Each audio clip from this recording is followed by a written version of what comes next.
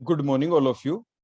In today's lecture, we will discuss about the isotopes, mass number, atomic mass, and about the atomic mass unit. First of all, we will discuss about the identification of an atom. In the previous lecture, we have already tell you how can we represent an atom of an element. What is the definition of the symbol? Means the representation of an atom of an element is called a symbol. Means हम किसी भी element का जो atom है हम उसको represent कैसे करते हैं, ये हमने आपको लास्ट टाइम बता दिया था, वो उसका सिंबल कहलाता है। लेकिन यहाँ पे जो हमारी हेडिंग है that is the identification of an atom. हमने आपको ये भी बताया था पीरियोडिक टेबल के बारे में, जब हम आपको बता रहे थे कि जो किसी भी जो एलिमेंट है उसकी जो आइडेंटिफिकेशन है, their identification can only be done with the help of their atomic number. There are two type of the numbers, one is the atomic number, other one is the mass number. तो atomic number से ही हम किसी भी element की identification करते हैं। तो identification of any of the element can B done with the help of their atomic number. हम किसी भी एटम की आइडेंटिफिकेशन उसके एटॉमिक नंबर से ही करते हैं। और जो एटॉमिक नंबर है वो किसके इक्वल होता है? The atomic number is always equal to the number of the protons और the number of the electrons in an neutral atom, in a neutral atom. तो इसीलिए हम किसी भी एटम की जो आइडेंटिफिकेशन है वो हम नंबर ऑफ प्रोटॉन्स से भी कर सकते हैं। तो means an atom is always identified by its number of the protons और the number of the electrons if the atom is neutral. तो हमेशा ही नंबर ऑफ प्रोटॉन से कर सकते हैं, चाहे वो आपका न्यूट्रल एटम हो, चाहे वो आपकी आयनिक स्टेट के अंदर प्रेजेंट हो। लेकिन नंबर ऑफ इलेक्ट्रॉन से आइडेंटिफिकेशन सिर्फ तभी करते हैं जब वो स्पीसी आपकी न्यूट्रल हो। इसलिए मोर करेक्ट रहेगा यहाँ पे नंबर ऑफ द प्रोटॉन्स। तो means the identification of any of the atom of element is always been done with the help of their atomic number, means by the number of the protons। और जो आपका atom of the element है उसको हम represent कैसे करते हैं? An atom of the element is always represented as, बोलो कैसे लिखते हैं? फॉर एग्जांपल जैसे कार्बन एटम है, कार्बन एटम को हम कैसे रिप्रेजेंट करते हैं? उसका सिंबल क्या है? सबसे पहले हम उसका सिंबल लिखते हैं, जैसे सी हमने लिखा, उसके बाद उसका एटॉमिक नंबर। तो जो एज ए सबस्क्रिप्ट हमने नीचे लिखा है, जो यहाँ पे 6, that is there atomic number. ये इसका बेटा क्या होता है? That is there atomic number. और जो सुपरस्क्रिप्ट की फॉर्म में हमने लिखा है that is there mass number. ये हमने आपको लास्ट लेक्चर में भी बता दिया था। और ये जो एलिमेंट है फॉर एग्जांपल कार्बन, ये उसका सिंबल है। ये कार्बन का बेटा क्या है यहाँ पे? That is the symbol.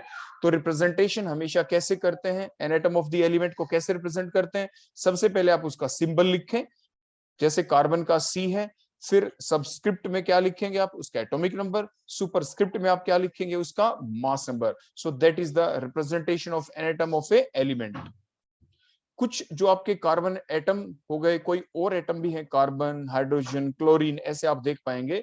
तो जैसे अभी हमने आपको बताया कि जो कार्बन है उसकी एक रिप्रेजेंटेशन तो आपने देखी, कार्बन 612 लिखा, carbon C is the symbol, 6 is the atomic number, 12 is the mass number. लेकिन कुछ कार्बन एटम ऐसे भी हैं जिनका जो मास नंबर है वो 12 नहीं होता, वो 12 से डिफर करते हैं। Mean some of the carbon atom are found to have the different mass number as relative to the above given one, that is the carbon 612, and these other carbon atoms are carbon 613, the carbon 614. So these are the different type of carbon atoms, these are the different type of the carbon atoms which are exist in the nature।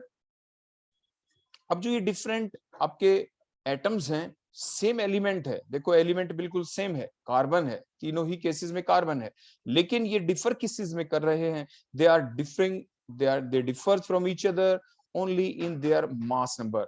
क्योंकि carbon 612 में मास number 12 है, carbon 613 में जो mass number है वो यहाँ पे बेटा देखो 13 है, कार्बन 614 में यहाँ पे 14 इज द मास नंबर।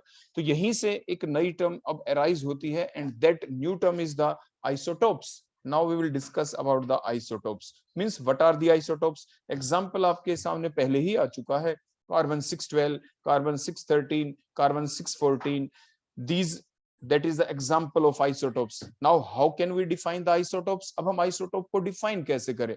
अब इन तीनों में देखें कॉमन चीज क्या है?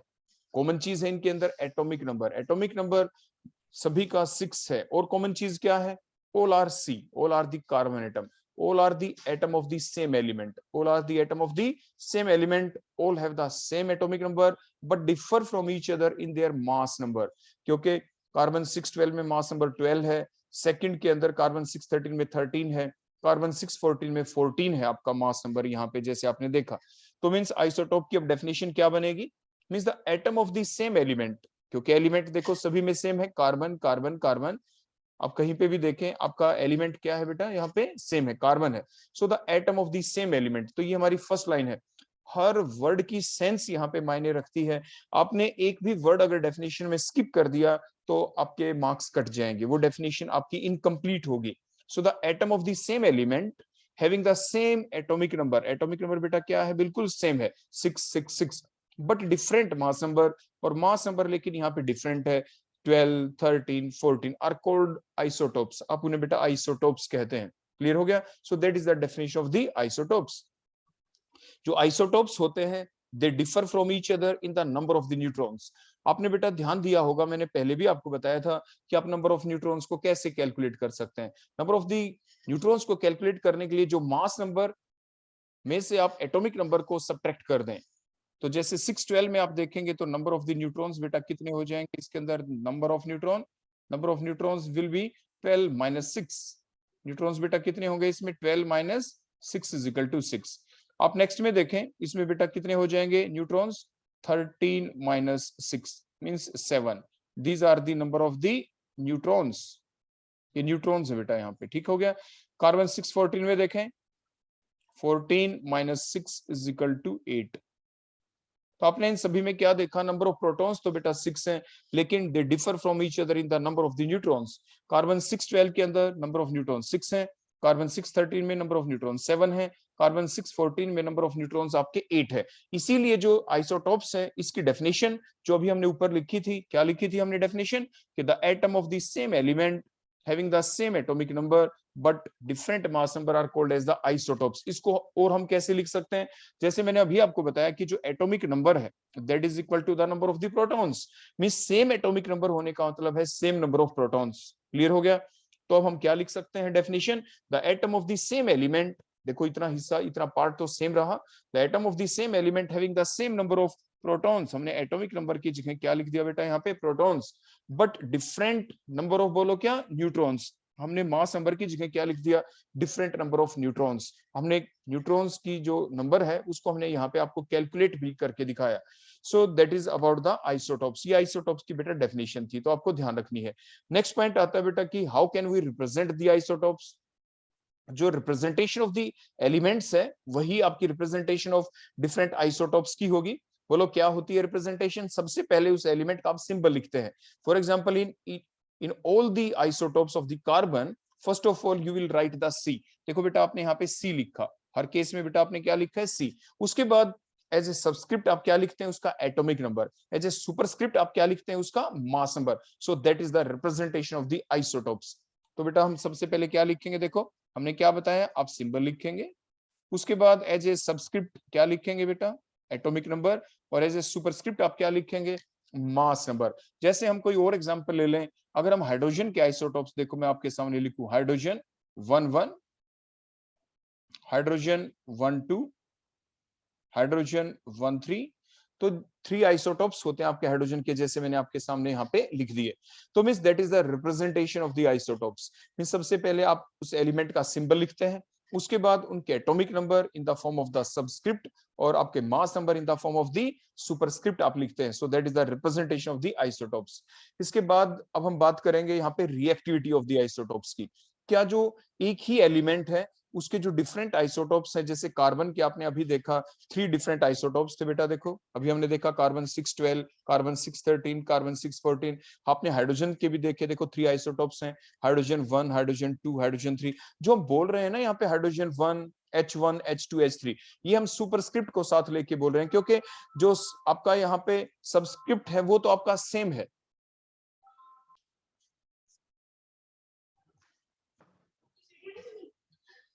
Now the reactivity of the isotopes depends upon the number of the electron in their valence shell। उनकी वैलेंस शेल में कितने इलेक्ट्रॉन्स हैं वो उसके ऊपर डिपेंड करेगा। जैसे आप यहाँ पे इस एग्जांपल में देखें, कार्बन एटम, कार्बन के डिफरेंट आपके आइसोटोप्स हैं, carbon 612, carbon 613, carbon 614. As the atomic number is same, so the number of the electrons will remain same. As the number of electron remains same, so the reactivity of these different isotopes will also be same. Reactivity means here the chemical reactivity, क्योंकि जो changes होते हैं, जो reaction होती हैं, उनके nature different type की होती है। हमने लास्ट लेक्चर में आपको बताया भी था, द रिएक्शंस का जो नेचर है, दैट में द फिजिकल चेंज, दैट में the chemical change means chemical reaction, और the nuclear reactions in which the nucleus is involved, वो भी अभी हम आपको बताएंगे। तो means as all these carbon atom have the same number of the electrons, ये जितने भी कार्बन एटम है, इन सभी के अंदर जो नंबर ऑफ इलेक्ट्रॉन्स है वो क्या है बेटा, यहाँ पे सेम है, because the atomic number remain same, and because of that reason they have the identical chemical properties, इनकी केमिकल प्रॉपर्टीज बिल्कुल सेम होंगी। और जितने भी ये एटम होंगे, all these atom for example can react with oxygen to give the carbon dioxide. आपके carbon का कोई भी आप आइसोटोप ले लें, carbon 612, carbon 613, carbon 614, any one of them can react with oxygen to give the CO2 gas. आपने ये सुना भी है कि जो प्लांट्स होते हैं, उन प्लांट्स को अगर आपने कट कर दिया, कट करने के बाद जो भी आपका वुडन आर्टिकल्स है, जो आपके घर में कोई भी आपका वुडन आर्टिकल प्रेजेंट है, चाहे वो बेड की फॉर्म में हो, चाहे वो आपके घर में डोर की फॉर्म में हो, विंडो की फॉर्म में हो, आप किसी भी वुडन आर्टिकल की एज का पता लगा सकते हैं। You can determine the age of the any of the wooden articles. किस बेसिस के ऊपर? इसी बेसिस के ऊपर जो भी हम आपको बताने वाले हैं। कार्बन के different isotopes means carbon O2 के साथ रिएक्ट करके CO2 is present in the environment, और इन्वायरमेंट के अंदर जब CO2 प्रेजेंट है, और बेटा देखो इस टाइप से, देखो मैंने ये जैसे आपके सामने कोई प्लांट ऐसे दिखा दिया, देखो ये दैट इज द प्लांट। ये क्या करेगा इन्वायरमेंट से? It will absorb the CO2 for the synthesis of their food. ये जो CO2 यहाँ पे आया, ये CO2 6 देखो 12 वाला भी हो सकता है, ये 614 वाला भी हो सकता है, एनी वन ऑफ देम। तो मीन्स होगा क्या उसके बाद? अब आपने फोटोसिंथेसिस प्रोसेस पढ़ी है ना बेटा छोटी क्लासेस में। Means CO2 plus H2O give rise to the food. What is the formula of food? That is the formula of glucose, C6H12O6 plus O2 plus O2 आपकी, that is the reaction, that is the photosynthesis process, and that process takes place in presence of the chlorophyll, क्योंकि जो plants होते हैं उनके अंदर जो green colour होता है लीफ का, that is due to the chlorophyll, and in presence of the light, means the plants in presence of the light and in presence of the chlorophyll they will absorb the, बोलो क्या करते हैं, ये जो CO2 है और जो H2O है, they will react with each other। Means जो क्लोरोफिल है ये यहाँ पे किस चीज का काम करता है? That act as the photosensitizer. ये लाइट को सबसे पहले क्लोरोफिल ही एब्जॉर्ब करता है, it will take the light, और फिर chlorophyll molecule, now the chlorophyll molecule transmit the light, transfer the light to the CO2 and H2O. Now CO2 and H2O react with each other to form the food, और ये food बना देते हैं C6H12O6 plus O2। इस oxygen gas release होती है जिसको हम इनटेक कर लेते हैं अपनी रेस्पिरेशन प्रोसेस के दौरान। मीन जो ये CO2 यहाँ पे इन्वॉल्व हुआ, जो फूड बना प्लांट्स के अंदर, वो दो टाइप का कार्बन है यहाँ पे। C6H12O6 के अंदर भी बेटा जो ये कार्बन है that is of two type. एक कार्बन तो होगा बेटा 612 वाला कार्बन, और दूसरा बेटा कौन सा कार्बन हो सकता है इसमें? 614 वाला कार्बन। जैसे ही हम प्लांट को बेटा देखो ऐसे कट करते हैं, कट करने के बाद जो ये वुड है, ये वुड जो हमारे पास होगी, ये वुड के अंदर बेटा क्या होगा? कार्बन 12 भी है, कार्बन 14 भी है, दोनों हैं बेटा आपके पास। लेकिन अभी जैसे हम आपको बताएंगे यहाँ पे कि कार्बन के जो 3 आइसोटोप्स हैं, out of these 3 different isotope, the one of the isotope that is the carbon 614 that is radioactive। Means इसकी जो अमाउंट है रेडियोएक्टिव सब्सटेंस वो होते हैं जिनका न्यूक्लियस अनस्टेबल होता है। अभी हम डेफिनेशन भी लिखवाएंगे आपको। तो ये रेडियोएक्टिव है, इसका न्यूक्लियस अनस्टेबल है। ये जो कार्बन 14 है, ये समय के साथ साथ with the passage of time इसका न्यूक्लियस आपका डिकम्पोज होता चला जाता है, डिसइंटीग्रेट होता चला जाता है, तो न्यूक्लियर रिएक्शंस इसके अंदर चलती हैं। तो मीन्स जो आपका कट हो चुका है प्लांट, जो वुड है, उस वुड के अंदर कार्बन 12 और कार्बन 14 के बीच की बेटा जो देखो जो रेशियो होगी, that will not be same. जैसे जैसे समय बीतेगा, समय पास होगा, उसके साथ साथ कार्बन 12 14 की रेशियो चेंज हो जाएगी, और रेशियो चेंज होके कितनी हो चुकी है उसके बेसिस के ऊपर आपको ये पता लग जाता है कि what is the age of the wooden article. वो फुल डिटेल अभी हम यहाँ पे नहीं पढ़ेंगे, बेसिक हमने आपको सिर्फ बताया है कि कार्बन के जो डिफरेंट देखो आइसोटोप्स होते हैं, उन सभी की केमिकल रिएक्टिविटी एक जैसी होगी, क्योंकि इनके अंदर नंबर ऑफ इलेक्ट्रॉन्स बिल्कुल सेम है। जैसे हमने रिएक्शन से भी देखा यहाँ पे कि any of these three isotopes of the carbon they can react with oxygen to give the CO2। Further जो ऑक्सीजन है उसके भी डिफरेंट आइसोटोप्स बेटा कौन कौन से हो सकते हैं? ऑक्सीजन जैसे 816, 817, 818, these are the three isotopes of the oxygen. Here also the atomic number of the oxygen is 888। जैसे हमने अभी आपको बताया ना पीछे कि किसी भी एलिमेंट की जो आइडेंटिफिकेशन है वो आप एटॉमिक नंबर से ही करते हैं, एटॉमिक नंबर चेंज नहीं होगा। ऑक्सीजन का एटॉमिक नंबर बेटा हमेशा ही 8 ही रहेगा। इफ द आपसे कोई पूछे कि कोई एलिमेंट है उसका एटॉमिक नंबर 8 है तो आप क्या कहेंगे? What is the name of the element? आप कहेंगे दैट इज द ऑक्सीजन, वो ऑक्सीजन है। मींस लेकिन मास नंबर डिफरेंट हो सकते हैं, जैसे 16, 17, 18। कोई आपको ये कहे कि बताए कि जो मास नंबर है वो 18 है, बताओ कौन सा एलिमेंट है, आप उसको आइडेंटिफाई नहीं कर सकते, क्योंकि 18 जो मास नंबर है वो किसी और एलिमेंट का भी हो सकता है, लेकिन एटॉमिक नंबर वो फिक्स है। If the atomic number is 8 that element will be the oxygen, वो ऑक्सीजन ही होगा, वो कोई दूसरा एलिमेंट नहीं हो सकता। क्लियर हो गया बेटा यहाँ तक? उसके बाद नेक्स्ट देखें आप एग्जांपल। जैसे आप ये जानते हैं कि जब हम ऑक्सीजन की जो हम इनटेक करते हैं तो आपसे ये पूछा जा सकता है एग्जाम में कि आप कौन सी ऑक्सीजन इनटेक करते हैं। ये तो आपको पता ही है कि ऑक्सीजन हम O की फॉर्म में नहीं लेते, we take the oxygen in the form of the O2। आपसे कई बार ये एग्जाम में पूछा जा सकता है कि what is the formula of oxygen, तो आप O ना लिखें, आप लिखेंगे O2, क्योंकि ये O2 की फॉर्म में एग्जिस्ट करती है, ये इसकी स्टेबल फॉर्म है। तो लेकिन जो ऑक्सीजन है यहाँ पे जो O2 के अंदर जो O है वो कौन सी O है? वो O 816 है या 817 है या 818 है, कौन सी है? वो कोई भी हो सकती है। लेकिन out of these three isotope of the oxygen the most stable one is the 816। सबसे जो ज्यादा स्टेबल है वो 816 है। तो जो हम ऑक्सीजन इनटेक करते हैं, जो मैक्सिमम अमाउंट में हमारी बॉडी के अंदर जाती है, वो कौन सी होगी बेटा? O2 वाली। O2 के अंदर जो O है वो कौन सी है? आपसे पूछा जाए तो आप क्या जवाब लिखेंगे? 816। तो आप ये लिख के आएंगे एग्जाम के अंदर, ये आप ध्यान रखेंगे। क्लियर हो गया यहाँ तक?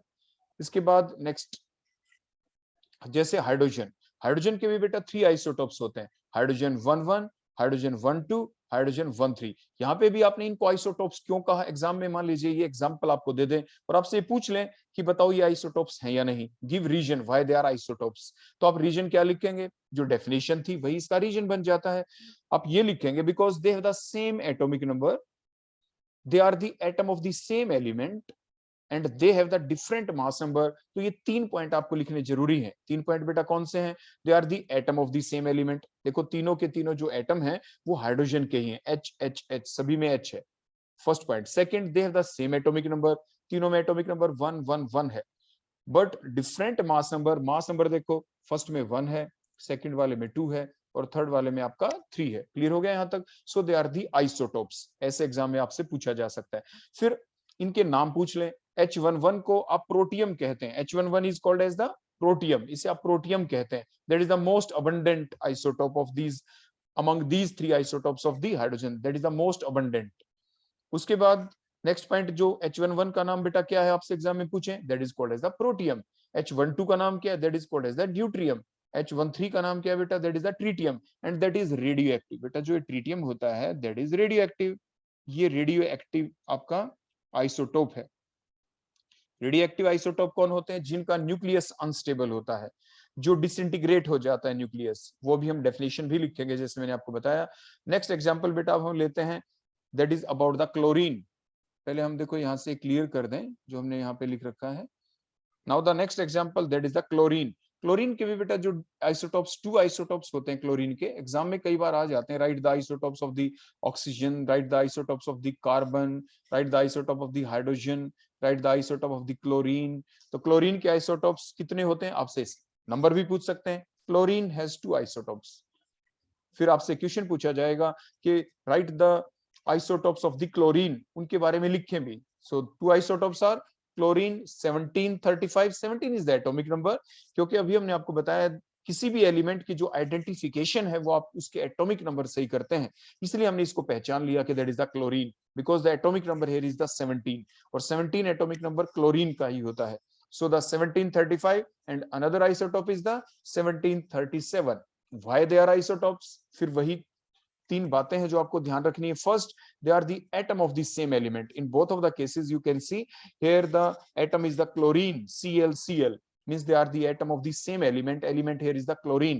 they have the same atomic number. Atomic number is 17 in both of the cases, but different mass number. Mass number is different. In first one the mass number is 35, and then in the second one the mass number is the 37. Clear हो गया बेटा यहाँ तक? इसके बाद next है nature के अंदर, ये मैंने अभी आपको बताया ना, कोई आइसोटोप ऐसा है जो ज्यादा अमाउंट में मिलता है, कोई आइसोटोप ऐसा है जो लेस अमाउंट के अंदर मिलता है. Similarly here also in case of the chlorine, the ratio of abundance in the nature among these two isotope of the chlorine is 3:1. Means अगर 1735 आइसोटोप अगर 3 ग्राम है नेचर के अंदर, तो 1737 बेटा कितना होगा? 1 gram. So that is called as the ratio. So the ratio of abundance of these two isotope in the nature is 3:1. बेटा कई बार एग्जाम में आपसे ऐसा पूछ सकते हैं कि क्लोरीन 37 पहले लिख देंगे, देखो ऐसे करके 37 पहले, और बाद में लिख देंगे क्लोरीन 35. अब कहेंगे now what is the ratio of abundance, तो आप 3:1 मत लिखा ना, क्योंकि अब की बार 37 हमने पहले लिखा, नाउ द रेशियो बिकम्स 1:3. तो ऐसे करके आप इस चीज को ध्यान रखेंगे. क्लियर हो गया बेटा? तो ये हुआ नेक्स्ट एग्जांपल हमारा आइसोटोप से रिलेटेड. इसके बाद नेक्स्ट हम यूरेनियम को ले लेते हैं, क्योंकि ये भी एक बड़ा इंपॉर्टेंट एग्जांपल है, क्योंकि ये आपके न्यूक्लियर रिएक्टर्स के अंदर यूज किया जाता है. तो यूरेनियम को आप यू से रिप्रेजेंट करते हैं. इसका फर्स्ट आइसोटोप है 92-235. जो हम पहले बोला 92 that is the atomic number, और जो हमने बाद में बोला 235 that is there mass number. ये इसका मास नंबर है. इसका दूसरा आइसोटोप है बेटा 92-238. लेकिन जो यूरेनियम 235 है, ये कहां पर हम यूज करते हैं? That is used in the nuclear power station to generate the electricity. Nuclear reactors के अंदर हम इसको यूज करते हैं for the generation of the electricity. अकेले इससे इलेक्ट्रिसिटी जनरेट नहीं होती, उसका फुल एक ब्लॉक डायग्राम है न्यूक्लियर रिएक्टर्स का, के यूज तो हम यूरेनियम 235 ही करते हैं, लेकिन आगे फर्दर रिएक्शन कैसे चलती है उनके ऊपर हम न्यूट्रॉन्स की बम्बार्डमेंट करते हैं, फिर जाके आपके बेरियम क्रिप्टॉन बनते हैं, फर्दर न्यूट्रॉन और भी रिलीज होते हैं, लार्ज अमाउंट ऑफ एनर्जी भी रिलीज होती है. उस एनर्जी की हेल्प से आपकी टर्बाइन को रोटेट किया जाता है और फिर जाके इलेक्ट्रिसिटी आपकी जनरेट होती है. लेकिन फिलहाल आप सिंपल इतना ही याद रख लें, वो भी काफी है कि यूरेनियम 235 जो आइसोटोप है, it is used in the nuclear power station to generate the electricity. इसके बाद नेक्स्ट आते हैं बेटा टाइप्स ऑफ द आइसोटोप्स. जो डिफरेंट आइसोटोप आपने देखे, जैसे कार्बन के 3 आइसोटोप्स थे, कार्बन 12, कार्बन 13, कार्बन 14. हाइड्रोजन के आपने आइसोटोप देखे, हाइड्रोजन 1, हाइड्रोजन 2, हाइड्रोजन 3. क्लोरीन के आइसोटोप देखे, क्लोरीन 35, क्लोरीन 37. मींस ये जो डिफरेंट आइसोटोप्स हैं, क्या सभी का नेचर एक जैसा है? तो ये किस चीज में डिफर करते हैं आपस में? डिफर मैंने अभी आपको बताया ना कि हो सकता है इनमें से कुछ आइसोटोप ऐसे हो जो नॉन रेडियो एक्टिव हो, कुछ ऐसे होंगे जो रेडियो एक्टिव होंगे. तो ऑन दैट बेसिस जो आपके आइसोटोप्स होते हैं, they may be of following 2 types. तो 2 टाइप आपकी कौन सी बनी? First one are the stable isotopes. ये नॉन रेडियो एक्टिव होंगे क्योंकि स्टेबल है, इनका न्यूक्लियस स्टेबल है. नाम से ही पता चला stable isotopes means their nucleus is stable. तो ऐसे आप इनको याद कर लेंगे. तो now what is the definition of the stable isotopes? कि the isotopes whose nucleus is stable are called as the stable isotopes. For example, in case of the carbon there are the 3 isotopes: carbon 612, carbon 613, carbon 614. तो these are the different. Other one are the unstable isotopes. हमने यहाँ पे carbon 612, carbon 613 को लिखा because they are the stable isotopes. Unstable isotopes कौन होंगे? The isotopes whose nucleus is unstable. उनका nucleus unstable होता है. जो थर्ड आइसोटोप बच गया कार्बन का, that is the carbon 614, that is the unstable isotope. ये अनस्टेबल आइसोटोप है. क्यों है अनस्टेबल? एग्जाम में पूछ लें तो आप रीजनिंग क्या लिख देंगे? That isotope is unstable because their nucleus is unstable. उसका न्यूक्लियस अनस्टेबल है, उसका न्यूक्लियस का क्या हो जाएगा? डिसइंटीग्रेशन हो जाएगा, वो न्यूक्लियस किसी और न्यूक्लियस में कन्वर्ट हो जाएगा. मींस ये एलिमेंट जो कार्बन 614 है, ये डिसइंटीग्रेट होके एक नए एलिमेंट में कन्वर्ट हो जाएगा. उसी को न्यूक्लियर रिएक्शंस कहते हैं. आपने ध्यान दिया था ना लास्ट लेक्चर में, हमने आपको बताया था कि जो रिएक्शन है, जो चेंजेस होते हैं, वो डिफरेंट टाइप के होते हैं. That mean the physical change, जिसमें ना तो इलेक्ट्रॉन की इन्वॉल्वमेंट होती, ना न्यूक्लियस की इन्वॉल्वमेंट होती. दूसरी केमिकल रिएक्शन, केमिकल चेंज, जिसमें वैलेंस शेल के इलेक्ट्रॉन की इन्वॉल्वमेंट हो रिएक्शन में, तो वो केमिकल रिएक्शंस. थर्ड वन हमने बताया था न्यूक्लियर रिएक्शंस. न्यूक्लियर रिएक्शंस वो होती हैं जिसमें न्यूक्लियस की इन्वॉल्वमेंट हो, जिसमें न्यूक्लियस का डिसइंटीग्रेशन हो, जिसके दौरान नए एलिमेंट बनते हैं. जबकि केमिकल रिएक्शन में नए एलिमेंट नहीं बनते, हमने आपको बताया था. उसके दौरान नए कंपाउंड जरूर बनते हैं, लेकिन नए एलिमेंट नहीं बनते. तो new elements can be formed only during the nuclear reactions. और न्यूक्लियर रिएक्शंस जैसे मैंने आपको बताया, ये अनस्टेबल आइसोटोप किसी दूसरे नए एलिमेंट में कन्वर्ट होगा, ऐसे एक नए दूसरे एलिमेंट में कन्वर्ट होगा जिसका न्यूक्लियस स्टेबल हो. क्योंकि हर चीज यूनिवर्स में बेटा क्या होना चाहती है, stable. Everything in the universe want to get stabilize. तो सिमिलरली ये जो कार्बन 614 है, इसका जो न्यूक्लियस है ये अनस्टेबल है और ये किसी और स्टेबल न्यूक्लियस के अंदर कन्वर्ट होना चाहेगा। तो unstable isotopes undergo the reaction, और उस रिएक्शन को क्या कहेंगे, that is the nuclear reaction, that is not the chemical reaction. ऐसा आपसे एग्जाम में पूछा जा सकता है। जो अनस्टेबल आइसोटोप्स होते हैं ये क्या करेंगे बेटा, दे गेट डिसइंटीग्रेट और they will release large amount of the energy. और ऐसी रिएक्शन को आप कहते हैं बेटा एक्सोथर्मिक। एक्स आ गया ना, एक्स का मतलब एग्जिट हो जाना, एग्जिट का मतलब निकल जाना। क्या निकलेगी, एनर्जी। तो ये जो न्यूक्लियर रिएक्शंस होती हैं इसके दौरान क्या रिलीज होगी बेटा, एनर्जी भी रिलीज होगी। तो the unstable isotopes break down with the exothermic reaction means the releases the large amount of the energy. और जो आपके अनस्टेबल आइसोटोप्स होते हैं इन्हें आप रेडियो आइसोटोप्स भी कहते हैं, because they are radioactive, because they are radioactive. ऐसे सारे आइसोटोप्स जिनका न्यूक्लियस अनस्टेबल होता है आप उन्हें रेडियो एक्टिव आइसोटोप्स कहते हैं, या सिंपली रेडियो आइसोटोप्स आप कह देते हैं। नेक्स्ट बेटा अब सिंपल सिंपल क्वेश्चन है आपके, किसी एलिमेंट को जो आप मेजर करते हैं उसका मास आप मेजर करते हैं तो किस फॉर्म में करेंगे। किसी भी एलिमेंट का जो मास है बेटा, किसी भी एटम का जो मास है वो आप कभी ग्राम में मेजर नहीं कर सकते। ऐसा क्यों, why is the difficulty in measuring the mass of an atom of element in gram. ये ध्यान रखिए, आप ब्रैकेट में लिख देना इन ग्राम, ग्राम में आप मेजर नहीं करते, या आप ब्रैकेट में लिख देना बेटा क्वेश्चन के अंदर। ऐसा क्यों, क्योंकि जो atom of the element it is so small, वो इतना छोटा होता है कि that their mass can not be determined by the balances, their mass can not be determined in gram. उसका मास हम ग्राम में डिटरमाइन नहीं कर सकते क्योंकि बहुत ही छोटा होता है एटम। इसके बाद जैसे फॉर एग्जांपल हाइड्रोजन का जो मास होता है आप खुद देखें, अगर ग्राम के अंदर हम कैलकुलेट कर भी दें तो that is the 1.66 multiplied by 10 की पावर माइनस 27 केजी। देखो 10 की पावर माइनस 27 केजी है, कितना छोटा मास होता है, तो इसको हम डिटरमाइन नहीं कर सकते हैं, which is very difficult to measure by the balances. अब नेक्स्ट क्वेश्चन बेटा इसी बेसिस पे, how can the small mass of the atom of an element can be determined. हम उसको डिटरमाइंड कैसे करें। Due to very small mass of an atom of the element, their atomic masses were determined as the relative masses of with respect to the mass of an atom of the standard substance। हम किसी भी element को हम standard मानेंगे, उसके respect में हम दूसरे जो एलिमेंट हैं उसके मास को हम डिटरमाइन करेंगे। क्लियर हो गया बेटा। तो जो भी आपके एलिमेंट हैं उनका मास हम कैसे डिटरमाइन करेंगे, with respect to any of the standard element. तो स्टैंडर्ड एलिमेंट बेटा कौन ले, वो हम कार्बन को लेंगे। तो which standard element is chosen to determine the relative atomic mass of an atom of the element, that is the carbon. तो कार्बन विद मास नंबर 12, जो कार्बन 612 है, that is chosen as a standard element. इसको आपके standard की form में हम use करेंगे। अब नेक्स्ट पॉइंट आ जाता है बेटा इसी बेसिस पे, what is the atomic mass unit scale. What is the atomic mass unit scale. Atomic mass unit scale एक ऐसी स्केल होती है जिसमें हम क्या करते हैं, जिसको हम क्यों यूज करते हैं, अभी हमने आपको बताया ना कि जो एटम है क्या उसका मास आप डिटरमाइन कर सकते हैं ग्राम में, नहीं कर सकते, क्योंकि उसका एटम का जो मास है वो बहुत ही कम होता है। फिर क्या करें, हम किसी एक एलिमेंट को हम स्टैंडर्ड मान लेंगे। वो एलिमेंट कौन होगा बेटा, that is the carbon. Carbon की रिप्रेजेंटेशन आप सभी जानते हैं, कार्बन के डिफरेंट आइसोटोप थे, लेकिन कार्बन 612 को ही एज ए स्टैंडर्ड हम लेंगे। और इसका बेटा मास कितना है, दैट इज 12। इसका मास बेटा मास नंबर 12 है। तो हम क्या करेंगे, हम 12 ग्राम लेंगे इसका। देखो अगर हम 12 ग्राम ले लें किसका, कार्बन का, और इसका 1/12 कर देंगे हम, फिर हम क्या करेंगे बेटा, इसका 1/12। तो बेटा कितना आ गया, 12 से 12 कट हो गया, that is called as the 1 AMU। That is called as the बेटा 1 AMU। सो द स्केल, ये एक ऐसी स्केल हम बना देंगे, अब जितने भी और एलिमेंट होंगे, जितने भी और एलिमेंट, उन सभी का mass with respect to carbon 12 ही देखा जाएगा। कार्बन 12 का तो बेटा कितना हो गया, 1 AMU। कैसे लिया इसका, 1/12 ऑफ द कार्बन 12। कार्बन 12 का 1/12 हमने ले लिया तो 1 AMU ही आएगा। तो the scale which is used to express the relative masses, to express the बेटा क्या, relative atomic masses of the different atoms with respect to, किसके रिस्पेक्ट में हम लेंगे, 1/12 of the actual mass of the carbon atom. जो carbon atom है, जो carbon 12 है, उसका एक्चुअल मास कितना है, दैट इज द 12। तो 12 का 1/12 लिया तो बेटा 1 AMU आ गया। So that is called as the atomic mass unit scale. अब क्वेश्चन ये आया कि इसको डिनोट कैसे करें। इसको डिनोट हम AMU से भी कर सकते हैं जैसे बताया, या सिंपली आप U से भी रिप्रेजेंट करते हैं। U का मतलब है यहाँ पे यूनिफाइड स्केल, यूनिफाइड स्केल, और पूरे का नाम बोले AMU तो एटॉमिक मास यूनिट।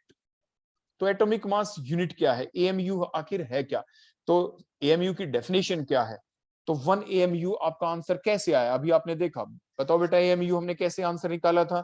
हमने क्या किया, ये आंसर निकालते वक्त हमने 1/12 ले लिया बेटा। किसका 1/12 ले लिया, जो एक्चुअल मास है कार्बन 12 का, बोलो कितना था, 12 ग्राम, तो that is called as the 1 AMU। तो बेटो डेफिनेशन क्या बन गई, द 1/12 ऑफ द एक्चुअल मास बेटा कितना था, दैट इज 12 ग्राम।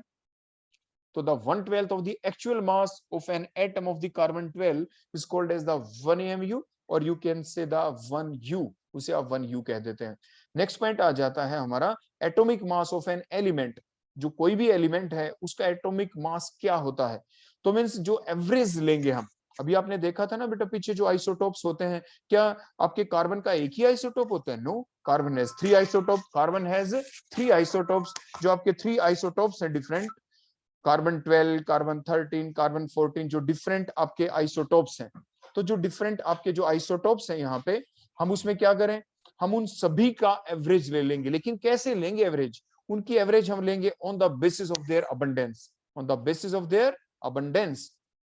तो एवरेज जो एटॉमिक मास हम लेंगे उसकी डेफिनेशन हम कैसे देंगे, the average atomic mass of the element का मतलब क्या है, the average relative mass of an atom of the element as compared to the 1/12 of the actual mass of an atom of the carbon 12 is called as the atomic mass of an element, atomic mass of an element. Why the atomic mass are generally expressed as the average atomic mass? अभी मैंने आपको बता भी दिया कि जो atomic mass जब भी हम लेते हैं तो उसको जनरली जब हम एक्सप्रेस करते हैं तो एवरेज की फॉर्म में क्यों करते हैं, एवरेज एटॉमिक मास की फॉर्म में। वो इसीलिए क्योंकि कोई भी जो एटम है उसका एक आइसोटोप तो होता नहीं, इट हैज मेनी आइसोटोप्स, और उनकी नेचर के अंदर जो अबंडेंस है क्या वो इक्वल अमाउंट में मिलते हैं, नहीं। जैसे आपने देखा था ना अभी क्लोरीन, क्लोरीन 35, क्लोरीन 37, उनकी रेशियो क्या थी, 3:1। वो इक्वल अमाउंट में तो नेचर में नहीं मिलते। हाइड्रोजन के भी डिफरेंट आइसोटोप्स हैं, वो इक्वल अमाउंट में तो नहीं मिलते।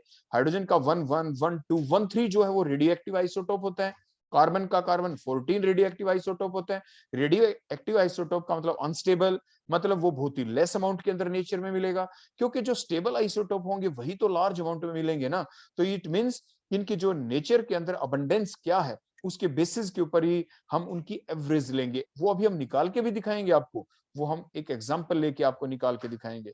तो means in nature the atom of the same element, the atom of the some of the elements may have the different mass, atomic mass, and also occur in different ratio, वो different ratio के अंदर भी मिलते हैं। इसीलिए हम क्या करेंगे, so the atomic mass of these elements are generally expressed as the average atomic mass। जैसे क्लोरीन को ले लें आप, क्लोरीन 1735 और क्लोरीन 1737, इनकी रेशियो क्या है, 3:1।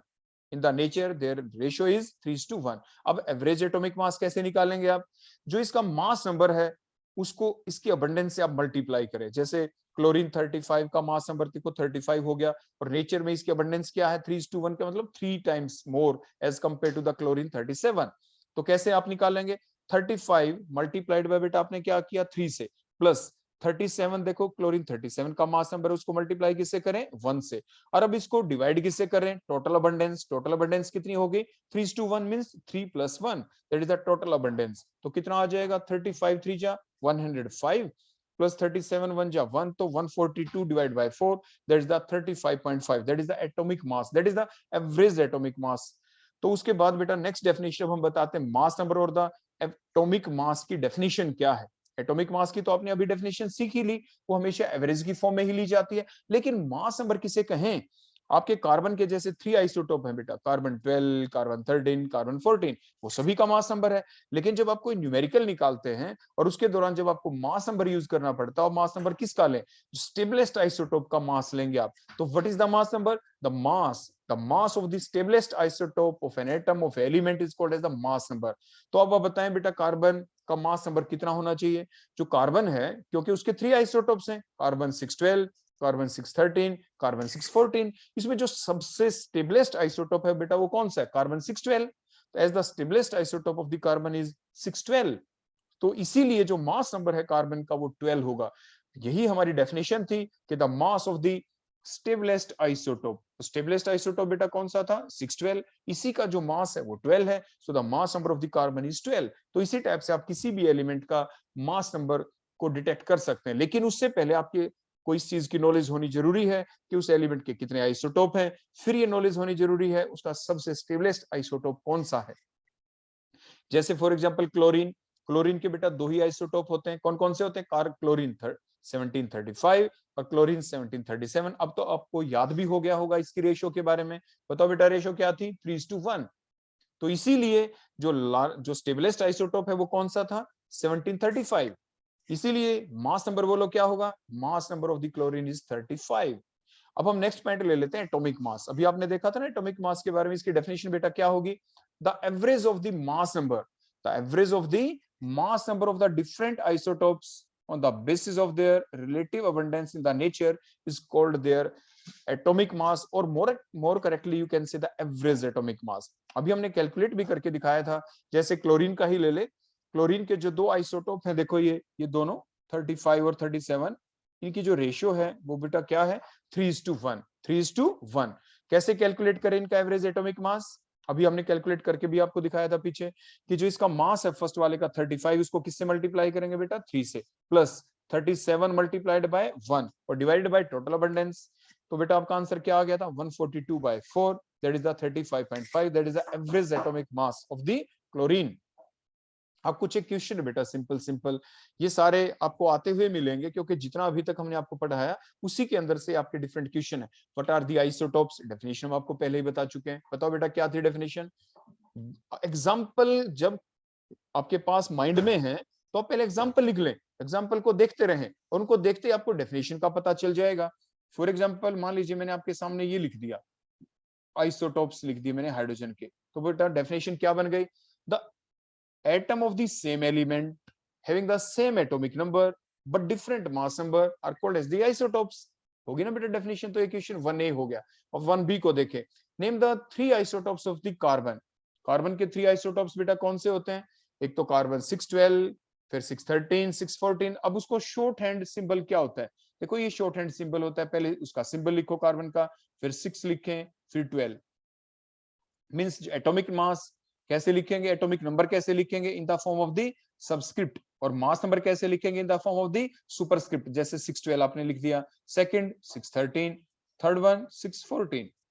क्लियर हो गया। The 3 isotope of the oxygen can be written as, बोलो कैसे लिखेंगे, ऑक्सीजन 16 है, बोलो कैसे लिखेंगे, ओ लिख के, 8 एटॉमिक नंबर है तो 816।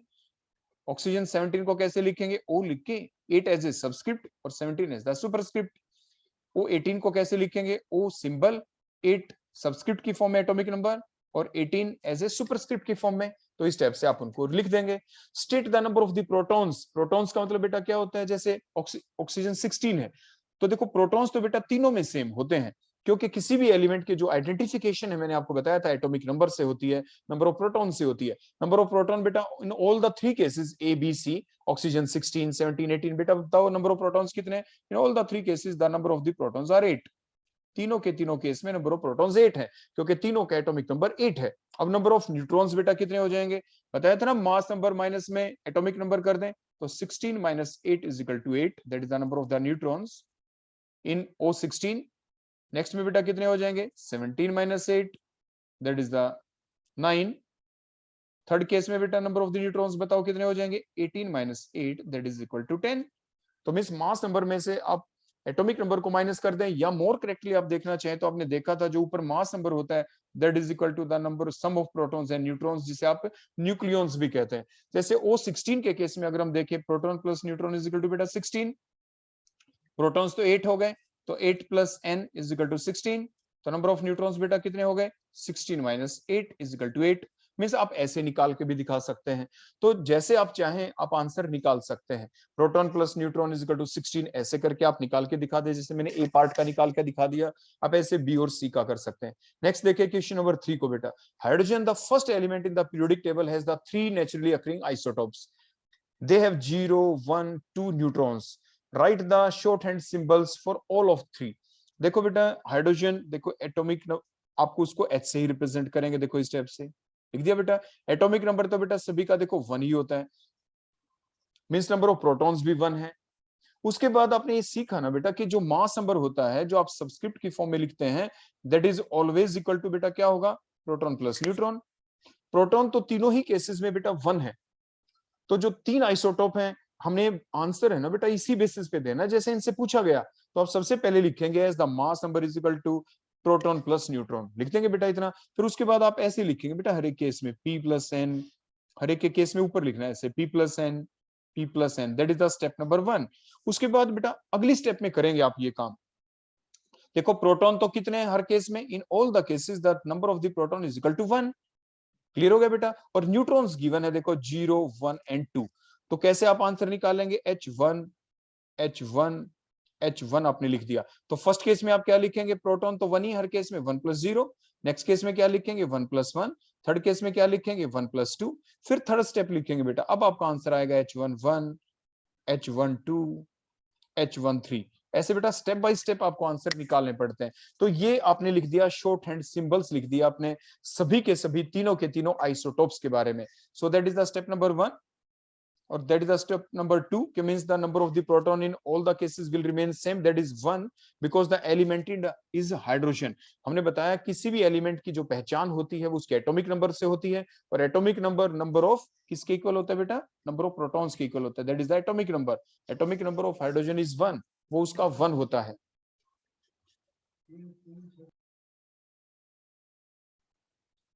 इसके बाद बेटा next question, what does AR stand for. आपकी जो बुक है उसमें लिख रखा है AR का मतलब होता है बेटा आपका relative atomic mass, relative atomic मास जो आपका एवरेज एटॉमिक मास भी होता है। AR का मतलब रिलेटिव एटॉमिक मास। क्लियर हो गया। Which atom is used as a standard for working as the AR। किसका रिलेटिव एटॉमिक मास, आप कौन सा एटम होता है बेटा, वो होता है कार्बन 612। और AR का मतलब relative atomic mass. What does the R in AR, that is the term R here is the relative, बेटा क्या होगा relative। Write out the definition of the AR and make sure you understand each part of it। वो बेटा हमने पीछे आपको complete with example बता दिया है। उसके बाद question number 6, an imaginary element Z has 2 isotopes। 2 isotope हैं, एलिमेंट आपका Z है बेटा, देखो हमने Z यहां पे लिख दिया। उसके बाद क्या 30% of its atom has the mass 45। उसका मास बेटा कितना है 45, मास बेटा 45। The rest has the mass of 48। देखो इसका मास 48 है बेटा, दूसरे का एटॉमिक नंबर गिवन नहीं है लेकिन रेशियो गिवन है। फर्स्ट की अबंडेंस बेटा नेचर में क्या है 30%, तो सेकंड वन की बेटा कितनी होगी 70%। तो ये आपके पास बेटा कोई एलिमेंट है, दैट इज एनी एलिमेंट। देखो आप आंसर ऐसे लिखेंगे, ये कोई एलिमेंट है और ये बेटा इसकी अबंडेंस है, that is the abundance in the nature, abundance in the nature. तो how can you calculate the average atomic mass, relative atomic mass, you can see the average atomic mass, average relative atomic mass आप कैसे निकालेंगे, means जो इसकी abundance है देखो 30% और 45 इसका मास नंबर, तो 45 मल्टीप्लाइड बाय 30 प्लस सेकंड का मास बेटा कितना 48 मल्टीप्लाइड बाय देयर अबंडेंस और divided by total abundance. Total बेटा कितनी हो जाएगी 30 प्लस 70। तो इस टाइप से बेटा जो भी अब आपका आंसर आएगा that will be the answer, ये आपका आंसर आ जाएगा। यहाँ पे कैलकुलेशन आप अपने लेवल पे कर लेना। नेक्स्ट क्वेश्चन है बेटा B part, explain why both isotope of Z react in the same way. दोनों के दोनों जो आइसोटोप है बेटा वो सेम रिएक्ट क्यों करते हैं। देखो बेटा हमने पहले भी बताया था कोई भी जो एलिमेंट होता है उस एलिमेंट के अंदर उसकी जो आइडेंटिफिकेशन है वो किससे करते हैं, उसके एटॉमिक नंबर से। Atomic number means number of the proton and also equal to the number of the electrons if the atom is neutral. और यहाँ पे आपके पास इमेजिनरी एलिमेंट बेटा जेड लिखा है, वो न्यूट्रल एटम है, तो इसके अंदर नंबर ऑफ इलेक्ट्रॉन्स क्या रहेंगे बेटा same.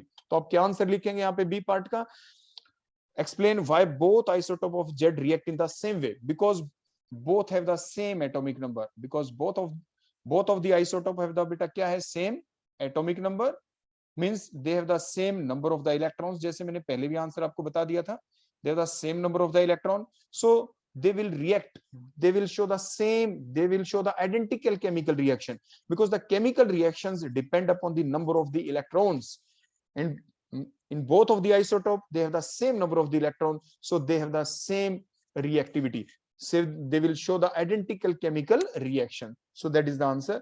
Okay beta, thank you, that all about today's lecture, thank you।